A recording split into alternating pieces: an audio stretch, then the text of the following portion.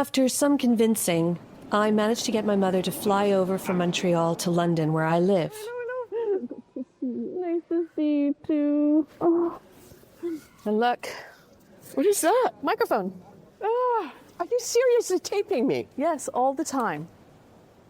I feel very guilty, of course, that I did not read this while she was alive because I have so many questions.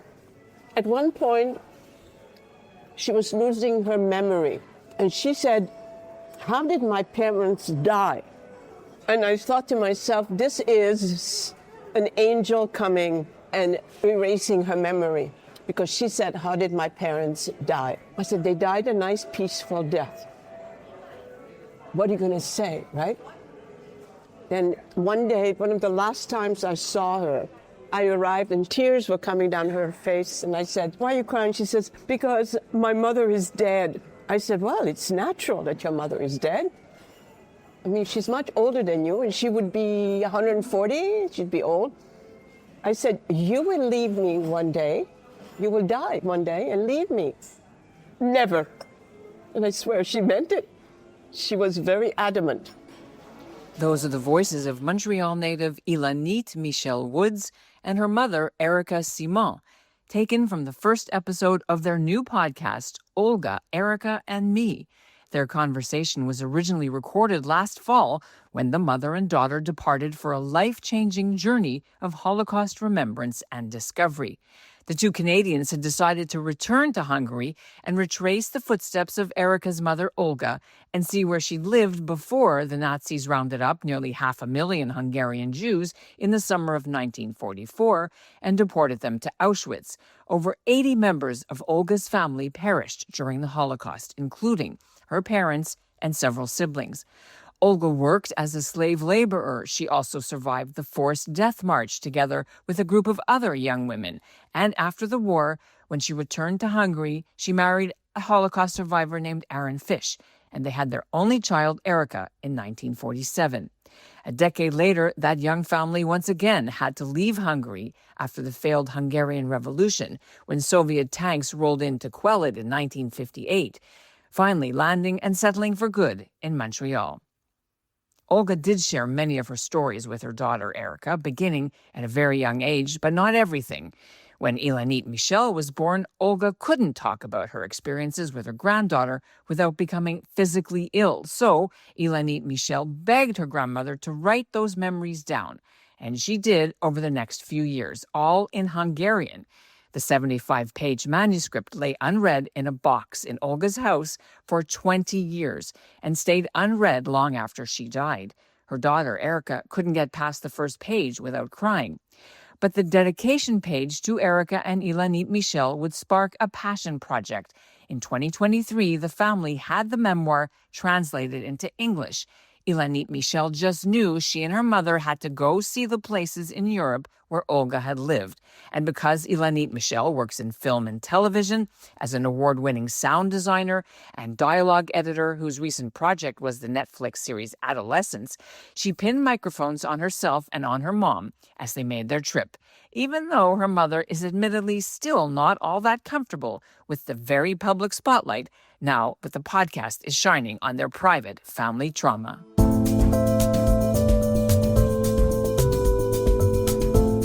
I'm Ellen Besner, and this is what Jewish Canada sounds like for Friday, November 7th, 2025. Welcome to North Star, a podcast of the Canadian Jewish News, and made possible thanks to the generous support of the Ira Gluskin and Maxine Gronowski-Gluskin Charitable Foundation.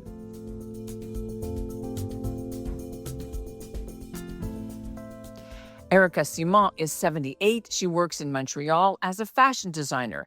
She was born 2 years after her parents survived the Holocaust. She was their only child and was the sounding board for her mother's nightmares, which was a burden that had many consequences for her, and also for her own daughter, Ilanit-Michele Woods, especially when it came to observance of the Jewish faith.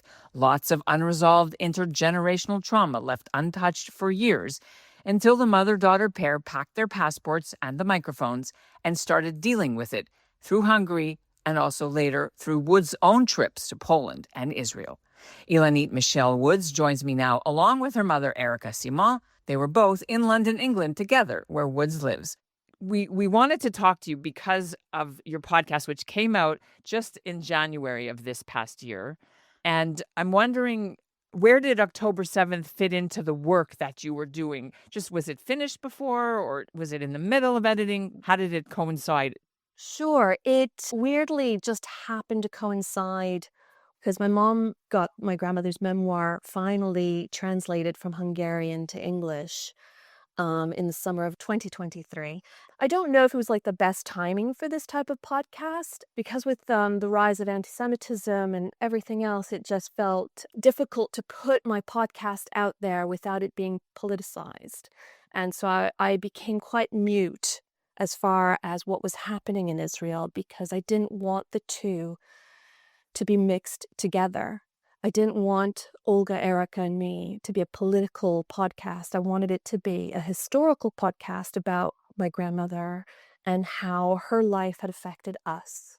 When did you decide you wanted to release it in January? Was there a timing reason? Yes. So actually, I decided to launch it for the 80th anniversary. I chose that date because I happened to be in Auschwitz exactly when my family would have been taken there 80 years before. Well, I mean, our listeners may be familiar, of course, with the Hungarian deportation story, the fastest and most deadly deportation of any Jewish community in Europe during the Holocaust. I'd like to ask you a bit about the discovery of your late mother's manuscript. Where did you find it, and did you know that she was typing this up all these years? Yes, I knew she had it.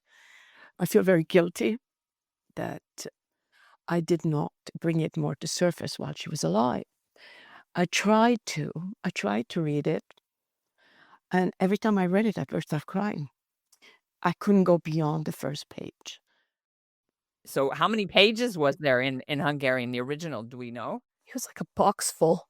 It was a lot. She kept just writing and writing, repeating things, writing, and I had trouble reading her Hungarian because it didn't have the little accents on top, you know.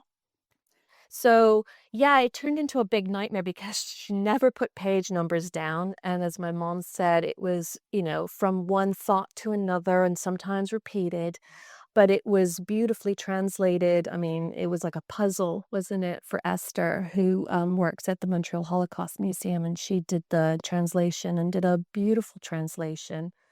I don't think that was the easiest job she'd ever had. And then once I had that, then I had something to work with. And to begin with, I thought I would just publish it, but it felt like just another Holocaust story, and I wanted to make something special with it.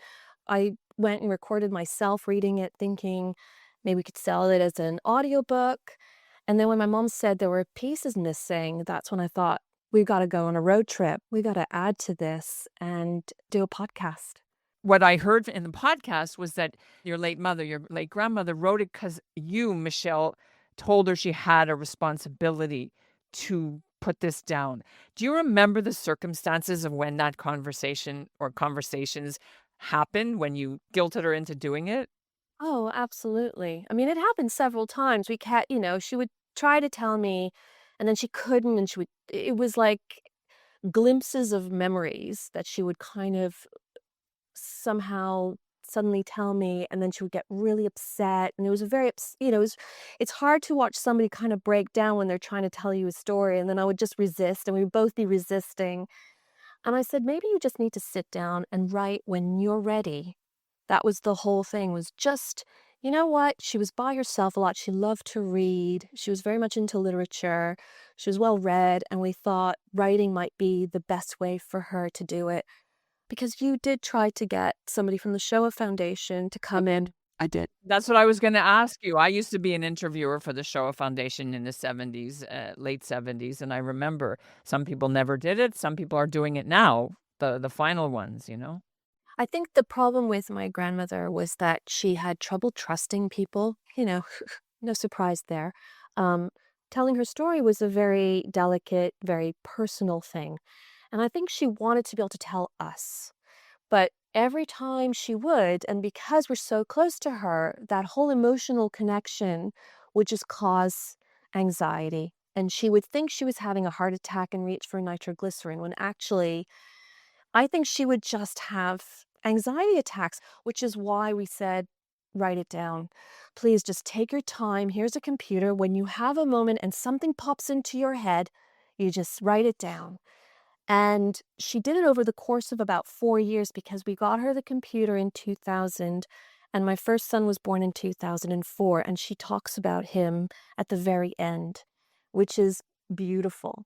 And, the whole thing was addressed to my mother and I. So thank goodness she had the strength in her to sit down and write all her stories, or as many as she could. And along with my mother, who knew a lot of the stories, because unfortunately my grandmother told her most of them from the age of 10, together we were able to piece everything together, and make this podcast, which not only talks about, her experience during the war, but her life before and even after, and how they came to Canada, because that itself is another crazy story. Right, she could have gone to Israel. They were saying that, and you were saying in the podcast that her life might have been different had she taken the opportunity like her cousins did to go to Israel. But instead, here she was in Montreal with the survivor community, which wasn't a friendly place for survivors in Montreal No, at the beginning, as far as I understand. no, she didn't feel safe at all. I mean, you know more than I do about her feelings about being part of the community. She had a very, just off the cuff, she had a very religious friend back from Hungary. In Hungary, people were not really that religious as they are here now. They are kosher, but they went to the theater, they went to movies. Anyway, so when we arrived to Montreal, her friend said, you can only be very, very religious or you're totally out of the community. And my mother said, then I'm not going to be part of anything. So she kind of withdrew from everybody. I mean, she still went to synagogue and she followed all the rules. I mean, she was very adamant about keeping her religion at home. That was huge. I mean, we were forced to do Friday night Shabbos and go to all the high holidays and Passover and everything. And that was kind of like instilled in us, but to a point where we didn't understand why exactly. Every time we'd ask why, you just do it and that's it. And you don't argue, you just do what you're told, and that's how it is. And I think, unfortunately, both my mother and I ended up rebelling at one point or another. I mean, obviously my mom did, and then I tried to be the good little granddaughter. And then there was this whole thing between how I was being religious and good for my grandparents, but then when I was back at home, it wasn't religious. So that's another dynamic that comes into the podcast, and how, now I understand. Now I get it. And I think my mom even gets it. But when my grandmother was alive, we wanted nothing to do with it. I mean, I say she forced religion on us. She was also quite adaptable in some respects. She went out to dinner with us, but she would just have fish. She tried to sort of compromise as best as she could to be part of our lives. I think we made her uncomfortable to the point where we were uncomfortable about being religious. There's this whole battle that constantly went on between us and her. But now I understand why the religion was so important, because for her to be religious meant God would allow her to see her family again when she passes.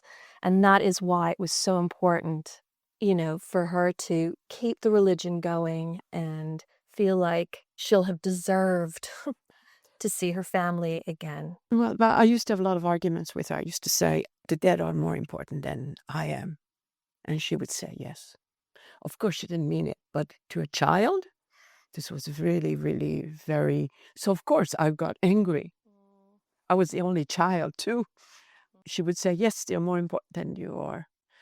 And it was very painful. Yeah, she did it to me, too, and I'm the only grandchild. So otherwise, she was the most supportive, loving, wonderful person. I mean, you want her on your side. And funnily enough, I do feel like she's been with me the entire time when making this podcast.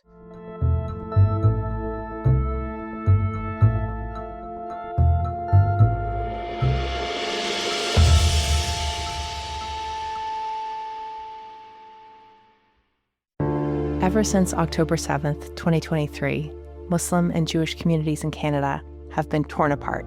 I've known you for 20 years. You've been at my house for Shabbat supper, I don't know how many times. And for 1 second, you can't put down your friend and just hold my hand? We're fed a constant stream of Jews and Muslims talking at each other, about each other, but rarely do we hear them talking to each other. There was, why are you doing this? What's the benefit of doing this? This podcast aims to do something different. I'm Avi Feingold, a rabbi and a writer with the Canadian Jewish News. I'm Yafa Sakeja, a Canadian-Palestinian entrepreneur and volunteer with the Canadian Friends of Standing Together. We're sitting down with Jews and Muslims, Israelis and Palestinians from coast to coast and across the political divide, having difficult conversations in good faith. We are not the Israeli government. Palestinians are not Hamas. This is the place where we're both supposed to end up, Israeli and Palestinian, Arab and Jewish. Subscribe to In Good Faith, wherever you listen to podcasts.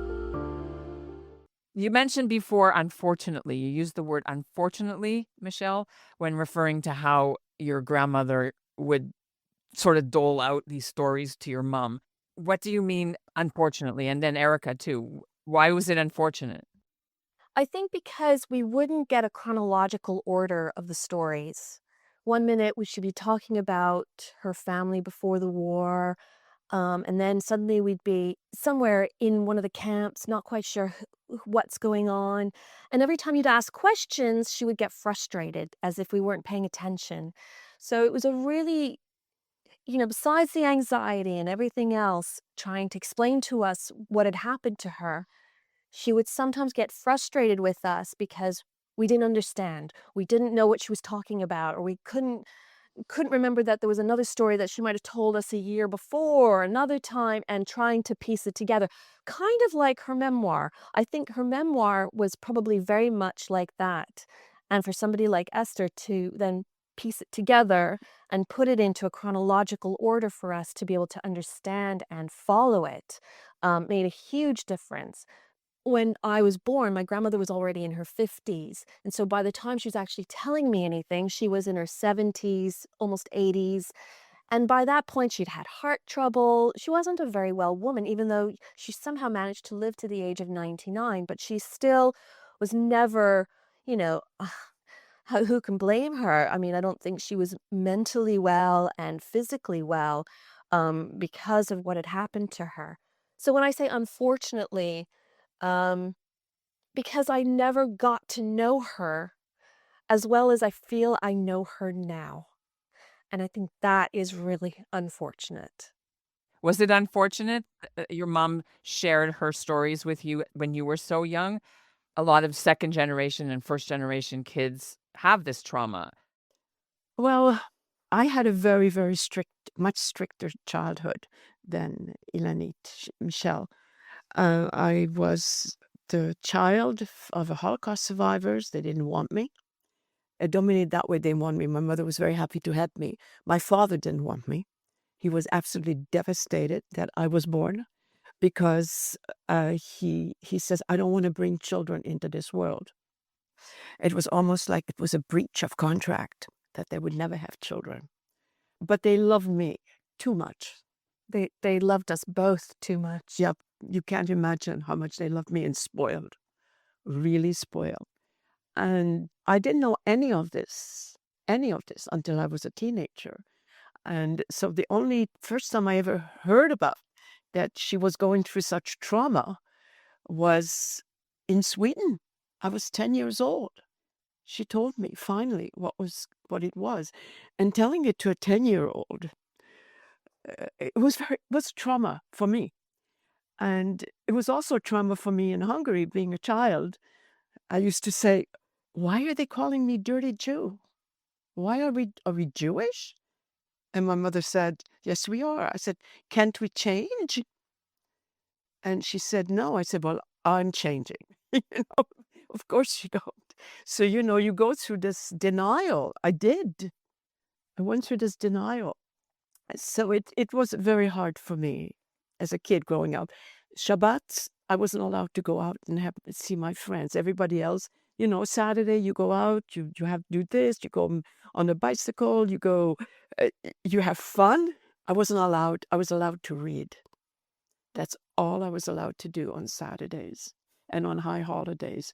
Read, read, read. And then when she brought me up, we did the opposite. We went ice skating and parties and did all kinds of things on a Saturday Yeah. while I was going to a Jewish religious school.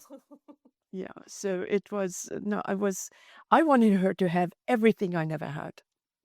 I wanted her to have the field of freedom, what life can give you as a child, as a teenager. I wanted her to enjoy her friends. I didn't want to restrict her. Why? Understood. Understood 100%.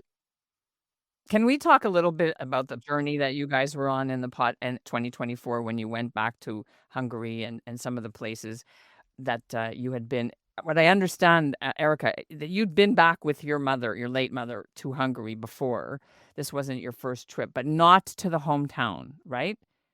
So we went to Hungary in 1970, and it was like shut down. It was really scary. It was during communist era, and she would say, "Don't talk in the hotel room because it might be bugged." This is somebody coming from Montreal, from Canada. Yeah, of course. Yeah. But so when we went last year, it was a very different kind of trip. So my mom had been to Hungary a couple of times since she'd left in 1956, but she'd never been to Hajdú-Hádház, which is where my grandmother was from, and then Hajdú-Böszömény, which is where my mother was born and my grandfather was from. And ironically, the towns are 15 minutes apart. My grandmother never took my mother there, ever. I was in Hungary last year, so I know that area. I found it extremely emotional, heart-wrenching, because you see where they were and now they're not. For me, I found it extremely upsetting to see what was destroyed. For you, of course, it's a whole different thing because this is your family's story. What did you come away with when you went on this trip, learning about your family that you didn't know before? Well, first of all, before we went, my conjoint had a great idea. He says, "Why don't you call Esther and have Esther call the city hall of the two cities, Hajdú-Hádház and Hajdú-Böszömény, call them and tell them that you're coming." He said, "Get to know somebody there, so you just don't go into the city like what are you doing? Somebody who's going to give you a guide." And we did. And when we went to Hajdú-Hádház, to my mother's place, it was unbelievable, the welcome we got from two women who worked at the city hall. And they took us to the Jewish cemetery. One of them actually even studied Judaism, and she got really involved in this. And we even went to an antique shop because my grandfather used to be a cabinet maker, and I was hoping somehow, somewhere, maybe I can find a piece of furniture, something, that he had made. Of course, it was a pipe dream. I mean, but anyways, they took us around. They took us to the cemetery because I know my great grandfather died in the 30s, so I was hoping to find his. And there's somebody looking after the cemetery, which was very touching. He made us wash our hands afterwards too. But the stone was so old and they are so worn that there were no names on it anymore. We tried. But these two women were lovely, and they told us a story that one of them happened to be living in Hajdú-Hádház, where my mother was born, that the synagogue was going to be destroyed. They were going to tear down the synagogue. And she and her fiancé at the time, this is in the 70s, went into the synagogue, and it was full of sidurs from the floor to the ceiling, full of sidurs, as if somebody just left. And they called up the rabbi and they said, "They're going to be destroying the synagogue. What should we do?" He says, "Take out all the sidurs and bury them in the Jewish cemetery, just like you would a dead person." And she showed me, when we went to the Jewish cemetery, we actually saw this big mound covered, of earth, and that's where the sidurs were. And she says, 2 days later, they destroyed the synagogue. Anyways, the other thing they showed us, where they were transported, taken away from their homes, and they made them build a barrack. It's still there. Yeah. It's now being used by the army. And we weren't allowed to take any pictures because it's sort of like an army. Yeah, and they had cameras everywhere. But it was basically showing us that the Jews of Haidu Hadhaz had been made to build these buildings all those years ago, and now they're being used for the army barracks. It was very emotional, the full moon coming down on these little buildings, which had been built by my grandfather, my uncles, my neighbors, and it was still there, but they were gone. And it's such a pretty town. Yeah, it was quite an emotional time to be in Haidu Hadhaz, but I think there was more of a connection when we went to Haidu Bosumane. Yeah, next day we went to my hometown where I was born, and that was again a woman from the city hall who greeted us, took us around, and then she showed us something which takes my breath away to remember it. There is actually a memorial. There's a woman standing on a mound in bronze holding flower. And around her are little plaques, like little tiny plots with all the names of people who did not come back. And I found my grandmother, my grandfather, my uncle's name. So that kind of validated that, yes, somebody did it. And I said to her, who did this? This is so amazing. And she said, it's our mayor. And not only that, the synagogue is still there, though it's full of pigeon stuff and all that. But I went upstairs. I remember the women were always upstairs. And I used to complain to my mother to say, why are you separated from your husband to pray? I mean, that's so wrong. Even as a child, I thought it was wrong. Why are women second class? And she said, that's the way it's supposed to be. That was my mother. So I remember that. That was amazing that they had this for one town, 15 minutes away. One place they did a memorial, and they kept the synagogue, and the other place it was destroyed. So there are some wonderful Gentiles, though I must say, I used to think there was no nice people. I can understand why. Yeah. I want to ask you, because we need to ask about this podcast. You've chosen a medium which is broadcast form, and I'm wondering why you think that this was a maybe better way or a more impactful way to tell the story. This is a medium that I'm most comfortable with. I work in sound, so I work in film and television, and it just felt like the natural thing for me to do. I mean, it was interesting. Friends of mine said to me, why don't you do documentary and you can get a film crew and you can film your mother and you going on this road trip? And I went, I don't want a camera on my face. And I definitely know that my mother wouldn't want that either. And you won't get the frankness that we did with just these little microphones on our chests, because when you wear them for 4 to 8 hours a day, you forget that they're there. When you have a camera in front of your face, there's a camera in front of your face. I know that eventually you kind of forget it's there, but it felt intrusive, and this did not feel intrusive. That's how I felt most comfortable. And then I was able to piece it together with the memoir. So it just kind of flowed in and out. So merging from the conversations into my grandmother's memoir just seemed to work really well together.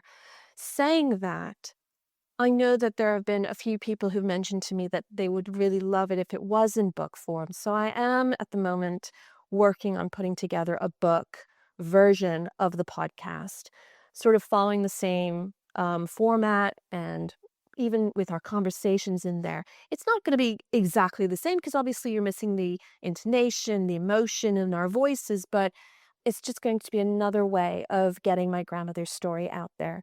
My mother would love to see this in a book form because she was a reader. Yeah. She would say, yeah, it's all great with your podcast and your sound.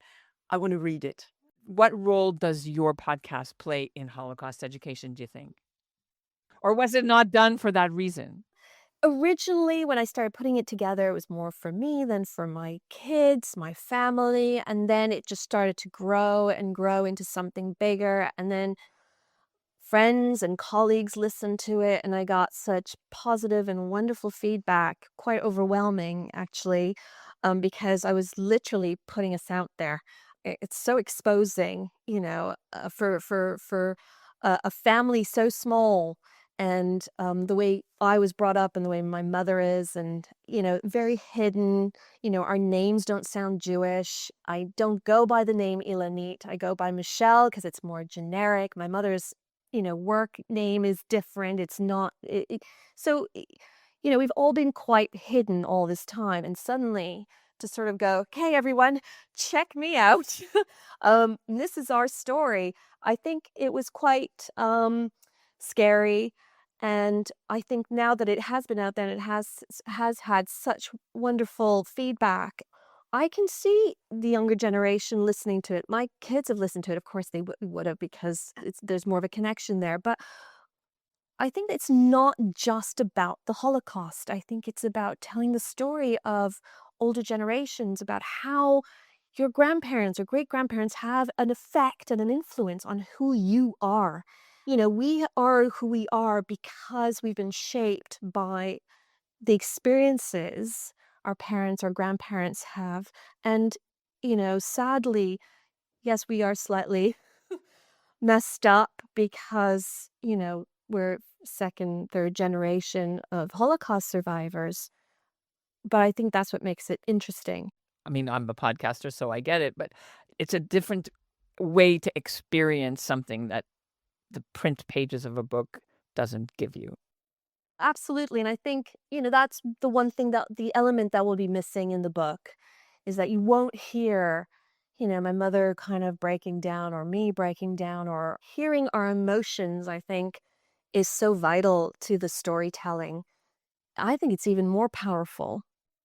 When you wrote the script for this, is it a screenplay, or this is verbatim the way how she wrote it in the translation? Is it verbatim, the translation? Yeah, pretty much. I mean, yes, I did have to clarify with names or removing names to avoid confusion.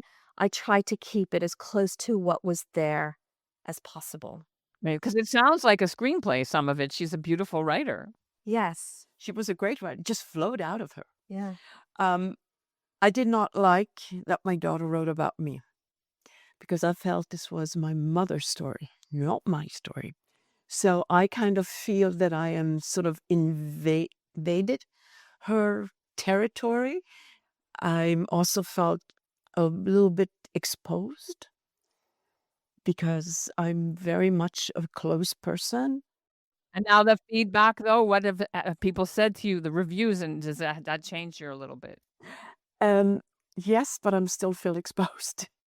Sorry, I feel It's okay. It's all right. It's dangerous and risky, and it's brave, and we're proud of that. It needed to be done. fighting that. Yeah. I've been fighting that. But she was very good. She was okay with it in the end. She's a natural. She's Isn't awesome. she? She's amazing. She is. We could talk for hours. I'm so excited to bring this to our audience, and I thank you for doing this work. And I really appreciate you giving us the time today. Thank you so much for having us. For your time. Yeah, this has been really wonderful to talk about. Well, thank you so much for being on the CJN's podcast, The North Star. We really, really appreciated hearing your story. And we'll put the links in our show notes, and everyone should go listen and find out more. Thank you.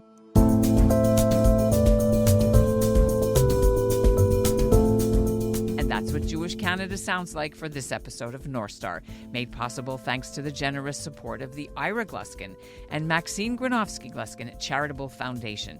Our show is produced by Andrea Varsany and Zachary Judah Hoffman, and our executive producer is Michael Freeman, and the theme is by Dov Beck-Levine.